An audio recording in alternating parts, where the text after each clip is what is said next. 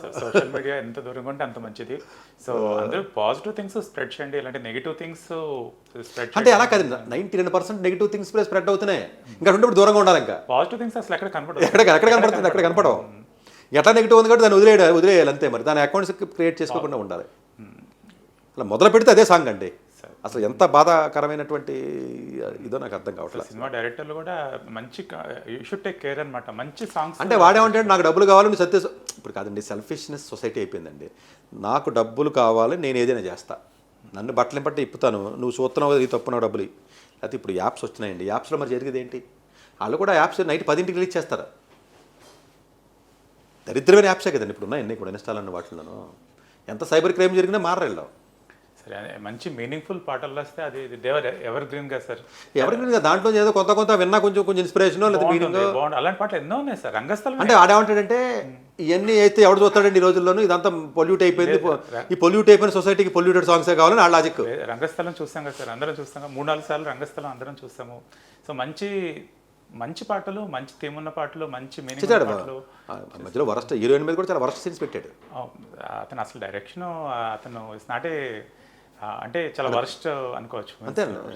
అతను basic sense of humour అనేది చాలా తక్కువ సార్, చాలా తక్కువ. మీన్స్ అతను మేబీ డిఫరెంట్ ఫ్రేమ్ ఆఫ్ మైండ్లో అతను ఉండి తీసినట్టున్నాడు. So that is wrong means. But అది తల్లిదండ్రులు దయచేసి మీరు డ్యాన్స్ స్కూల్స్కి పంపించకండి బాబు, దండం పెడతాను. ఏ భరతనాట్యం లేకపోతే ఇంకోటి ఇలా అంటే సతీష్ గారు పాత మనిషి అంటారు. ఇప్పుడు ఇదో ప్రాబ్లం. ఇప్పుడు అలా అంటే పాత మనిషి అంటున్నారు నన్ను. మరి ఇప్పుడు గంతులేసి బట్టలు ఇప్పేసి గంతులేసి డ్యాన్స్ చేసేస్తే 10 సంవత్సరాలకి మోడర్న్ అంటున్నారు. మరి అది మిగతా తల్లిదండ్రులు ఎవరైతే ఉన్నారో ఇలాంటి వాటికి దూరంగా ఉండడానికి ప్రయత్నం చేయండి. నేను ఇచ్చే సలహా అయితే అదే.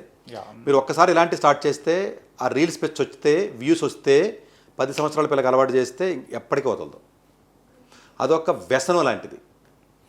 చాలామంది రీల్స్ తీసుకోవడానికి, సెల్ఫీలు తీసుకోవడానికి చచ్చిపోయిన ఉదంతాలు ప్రపంచంలో ఎన్నో ఉన్నాయి.